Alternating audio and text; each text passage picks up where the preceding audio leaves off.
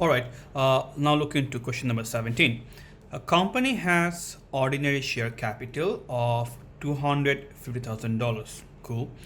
The ordinary share have a nominal value of $0.25 each.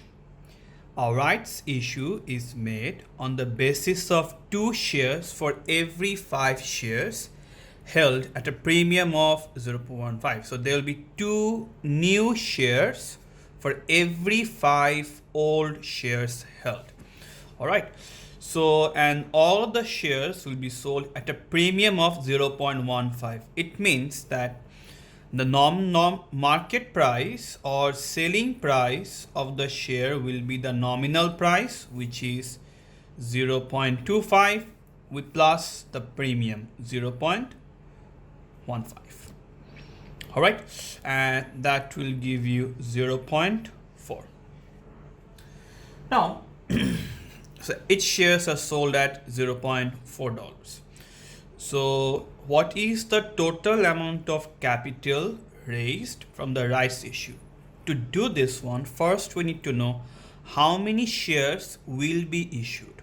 Technically, what they're saying is that for 5 old shares, means already issued shares, they will be issuing 2 new shares. So for 1 old share, they will be issuing 2 by 5 new shares, theoretically. All right.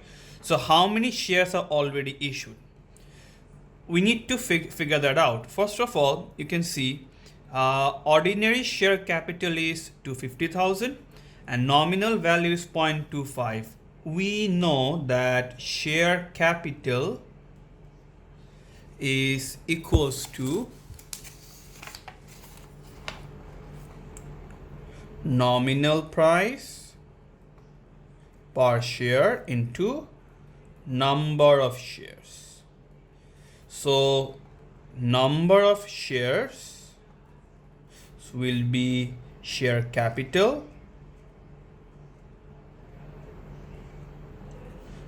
divided by nominal price. The ordinary share capital is 200. I'll do the math over here since it's getting cramped.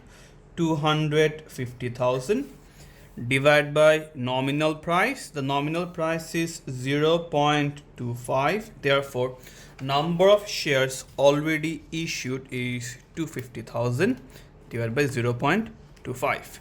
That will be around 1 million shares. So for 5 old shares, the company is giving 2 new rights shares.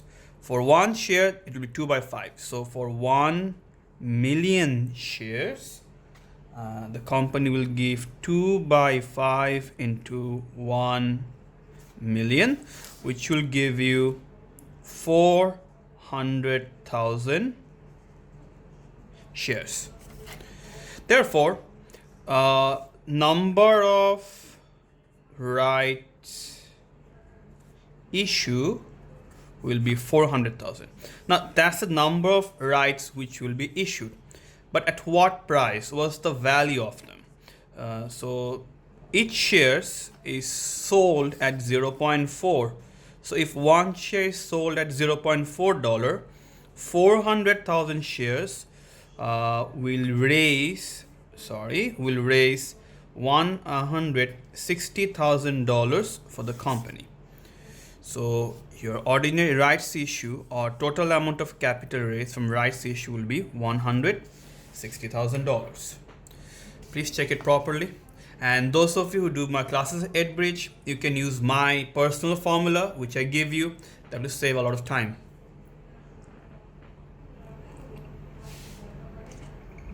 Then you have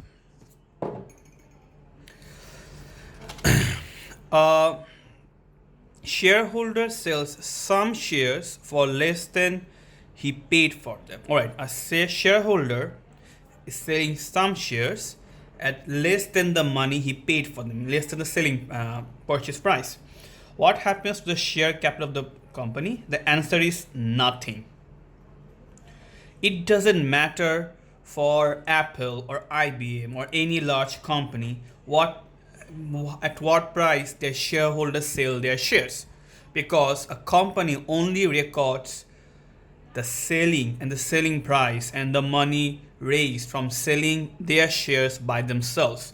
It really doesn't matter if I have a shareholder and my shareholder sells my shares to someone else at a higher price or lower price. So it's gonna answer is nothing.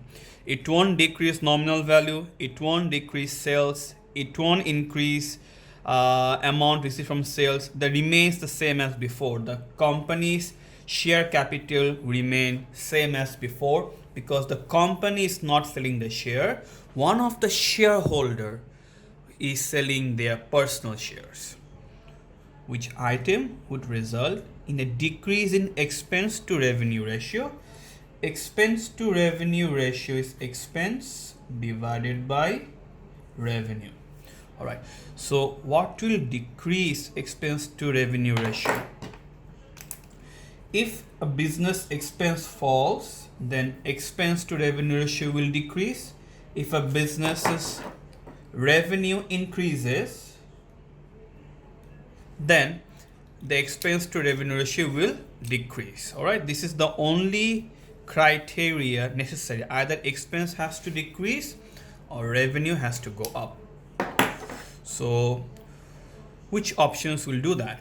Accrual for telephone. Telephone is an expense, and we all know expense equals to paid plus accrued minus prepaid. Accrual for telephone. So any accrued expense is added to expense paid. That increases expense, and if expense is increased, then expense to revenue ratio will not drop. So A is not the answer. Increase in provision for doubtful debt.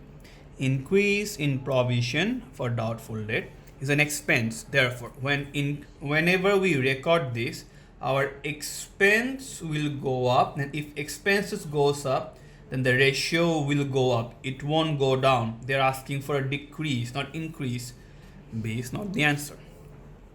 Prepayment of rent and rates. Rent and rates is an expense, and any prepaid expense is subtracted according to the formula. So whenever we subtract prepaid expense, expenses falls. When expense falls, expense to revenue ratio decreases. C is the answer. Return of goods sold, this is nothing. It doesn't have an effect.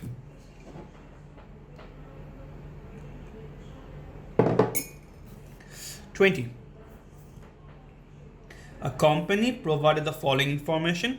What was the return on capital employed? All right, return on capital employed formula is NPBI. NPBI means net profit before interest divided by capital employed into 100.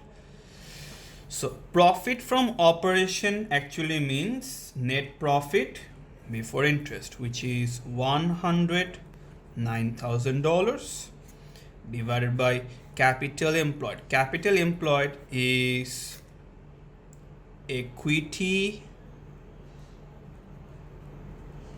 reserves plus non-current liabilities into 100. So 109,000. So interest paid is an expense, nothing. Share capital is an equity, that will be 250,000. Total reserves 129,000, and debenture 60,000. That's a non-current liability. 60,000 into 100. If you do the math, your answer will be 24.83%. So answer is B.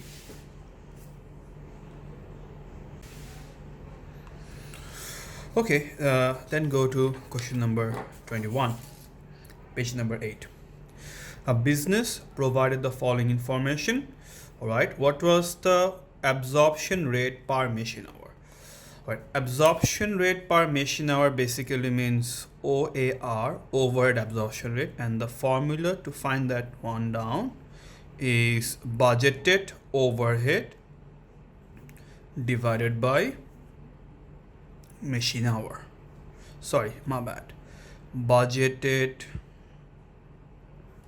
machine hour.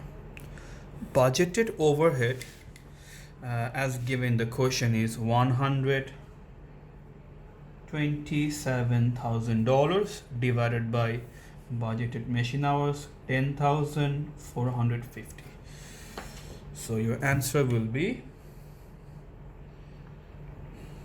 127,000 divided by 10,450 hours, which is 12.15. So right here 12.15, and therefore your answer will be A, 12.15. Which cost are step costs? Step costs are somewhat like rent, which stays same for a constant for a certain level of output, then suddenly rises, then again rises, then again rises. So common step cost is rent. So increase in indirect material cost, this is not a step cost. Increase in variable overhead, that's a direct cost, no. Renting further factory space, yes. 3 is the answer. So D. Then you have an employee worked a normal 35-hour week and was paid $15 per hour. He also worked 5 hours of overtime, which was paid $20 per hour. Received a bonus. What was the total pay? So normal pay is 35 in times 15, and that's gonna give you $525. Overtime is 5 hours, so 5, and for the overtime is paid $20. 5 into 20, that's gonna be 100, and a bonus was $50. At the moment, you'll be getting $675. D. D is the answer. A company uses machine hour to absorb its overheads, means OAR. The following information is provided for a month. This is the actual overhead, this is the budgeted overhead, actual machine hour, budgeted machine hour. Which statement regarding overheads is correct?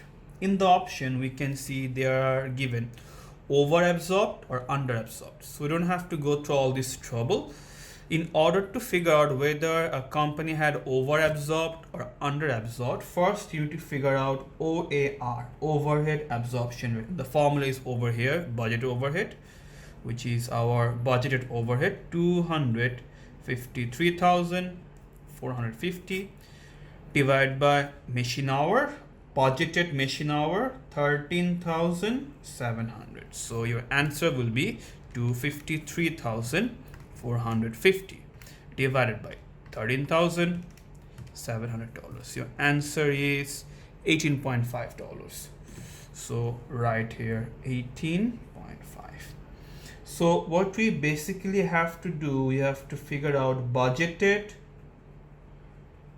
overheads for 12,460, or for that we have to multiply the OAR times the actual hour, which is 12,460. If you do that, your actual budgeted overhead for 12,460 hours should be 230,510. So for running the business for 12,460 hours, your overhead should have been 230,510, but your actual overhead is, means the actual cost of running the business is 237,010. So according to my budgeted calculation, my cost of running for 12,000 something hours should have been 230,000, but it's 237,000. So I spent way too much. How much extra did I spend? 6,400. So I overspent my business and underperformed. So whenever actual overhead is more than the budgeted overhead, we call that under absorbed. So 6,500 under absorbed is the answer. Then go to the next question, question number 25. Which line represents total variable cost? So first of all, total variable cost is 0 when output is 0. So it definitely starts from here. B is wrong, C is wrong. So which one, A or D? Remember, this is a typical variable cost and this is a typical total revenue curve. What's the difference between these two curves? Total revenue curve is always steeper than the variable cost curve. The reason? Because revenue rises from selling goods and selling price is often more than the variable cost. Because total revenue curve is steeper, so the steeper one, A, is actually total revenue curve. This is not the answer. D is the variable cost, so D is the answer. Then the following information, look into question number 26. The following information is in respect of a product. First of all, before doing the math, I want you all to give a star mark. This is quite hard. Over here, production is 50,000 units. All right, this is the actual production. Right here, actual. The fixed costs are 300,000. Good. The margin of safety is 20,000. Good. The directors propose to increase selling price by 10%. What will be the percentage increase in margin of safety? All right. If selling price is increased, therefore break-even gonna change. Break-even unit changes, so margin of safety will also change. So in order to find percentage increase, we need to find margin of safety. And in order to find out the new margin of safety, we need to find the new break-even. But how do we find out break-even? The formula for break-even is total fixed cost divided by contribution per unit. So we need to find the new contribution as well. Over here it says selling price is $25. This is about to increase by 10%. So I'm gonna be doing a small math over here. If you can see, so the new selling price will be old selling price plus the increase amount. The old selling price is 25, and how much is it gonna increase? It's gonna increase by 10%. So 10% of 25. Your answer will be 27.5. That's the new selling price. So the new selling price is 27.5. Variable cost is unchanged. Therefore, your contribution per unit will be 12. Sorry, my videos went off due to a phone call. I couldn't realize that it was gone. Anyways, 12.5 is the new contribution. I'll repeat for you. So the new break-even will be fixed cost from here, 300,000 divided by contribution per unit, 12.5. So the break-even will be 24,000. So the margin of safety, the new margin of safety will be actual minus break-even output. Actual output. This is the actual output, 50,000. Break-even output, which is 24,000. If you do that, it's gonna be $26,000. So increase in margin of safety is the new margin of safety. How much it increased? The new margin of safety is 26,000 and the old one is 20,000. Therefore, the increased amount is 6,000. But this is not the answer. They asked for the percentage increase. What's the percentage increase? All right, the percentage increase will be, I'm going to do the math over here. Percentage increase will be increase in margin of safety divided by old margin of safety into 100.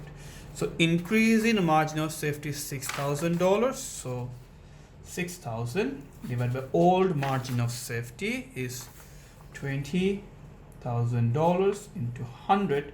If you do the math, your answer will somewhat be around 30%. So this is the math. After doing this part, please do this one, and your answer will be 30%. All right, I guess you have checked it. Make sure it's in 4K, otherwise these workings won't be clear, all of you. All right, then we have question number 27. 27 needs a lot of working, which I'll be showing in the rough page. A company makes a single product and sells it for $12 per batch. That's the selling price. The variable cost is $4 per batch.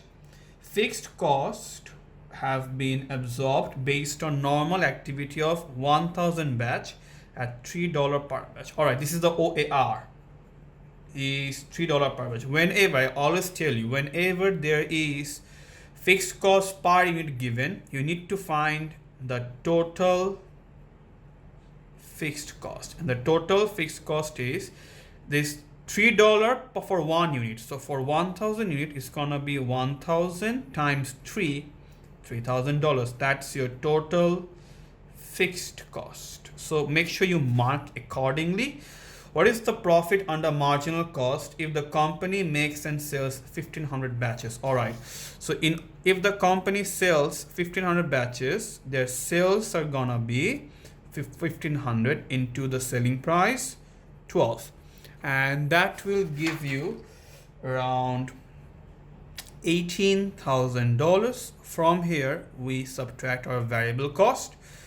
We need to find the variable cost for 1,500 units. So 1,500 into variable cost per batch is 4. So 1,500 into 4, that's going to give you around 6,000. Therefore, $12,000 is our contribution.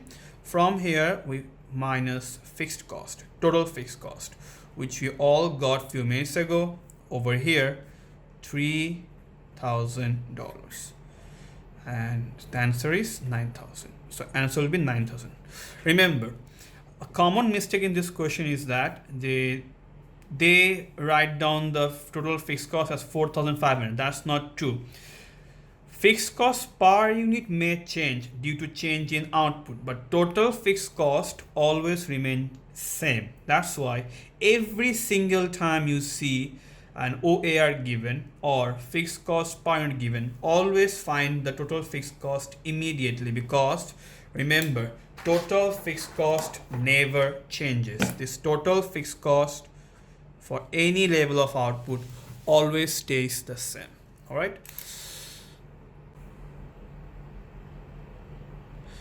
The next question is on question number 28. The following information relates to 1 unit of a product. All right, selling price per unit, marginal cost per.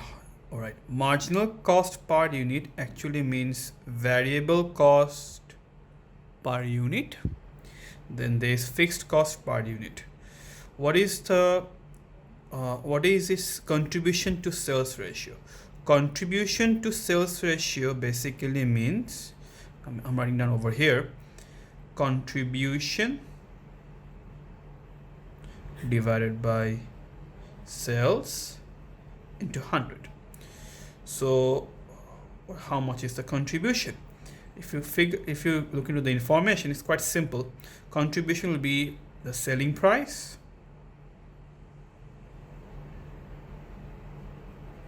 minus the marginal cost or the variable cost, 12.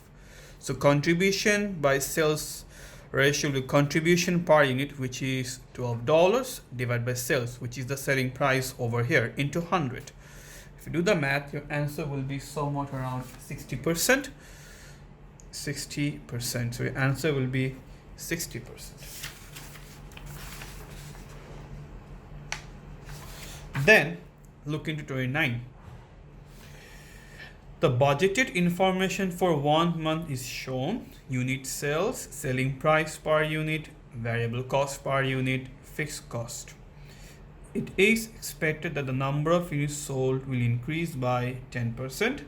Fixed cost will increase by 5%. What is the increase in profit as a result of this? All right. There will be an increase in sales. There will be an increase in fixed cost. We do get that from here already. They're asking for increase in profit. Now, in order to figure out the increase in profit due to the increase in sales and other fixed cost, we need to compare, we need to figure out the old profit, means the current profit, and the new profit. So in order to find the new profit, let's do some working here. So what's the current profit the company is making? We do have selling price and we do have units sold. So the sales or current sales will be 20,000 into 12. 20,000 into 12, and your answer will be somewhat around $240,000. From here, we need to subtract the variable cost, because subtracting variable cost will give us contribution. So variable cost per unit is $3 and we are selling 20,000 units. So 20,000 into 3, that gives you $60,000. Therefore, the contribution will be $180,000. From here, we'll be subtracting our fixed cost, which in this case is $50,000. So the current profit of the business is $130,000. That's the current profit. But we need to find a new profit. Why? Because goods sold are increasing, fixed costs are increasing. So what's the new profit? Let's do a math on new profit using a different color pen. New profit. So over here, they're saying that units sold will increase by 10%. So the new units sold will be 20,000 plus 10% of 20,000. That will give you 22,000. So sales. So over here, sales will be 22,000 into the selling price, $12, which will give you to $64,000. From here, subtract variable cost. Variable cost per unit is $3. 3 times number of units, $22,000. So that will give you $66,000. So your contribution will be somewhat around $198,000 if my mental math is correct. From here, we need to subtract our fixed cost. Fixed cost will increase by 5%. So the new fixed cost will be old fixed cost plus increase. Old fixed cost is 50,000 plus 5% of 50,000. That will give you somewhat around $52,500. And therefore your profit is $145,500. So this is the previous profit, this is the new profit. So increase in profit will be the new profit minus old profit, 145,500 minus 130,000. That's going to be $15,500. All right. So your answer will be A, $15,500. What are the advantages of budgetary control? Budget holders can be blamed for uncontrollable adverse outcomes. This is an advantage. So it is a disadvantage. Only financial outcomes are measured and considered absolutely. We don't consider any external factors. 3. Rigid decision making, which is true. Budgeting makes business decision making quite rigid. So all three of them are a disadvantage. A is the answer.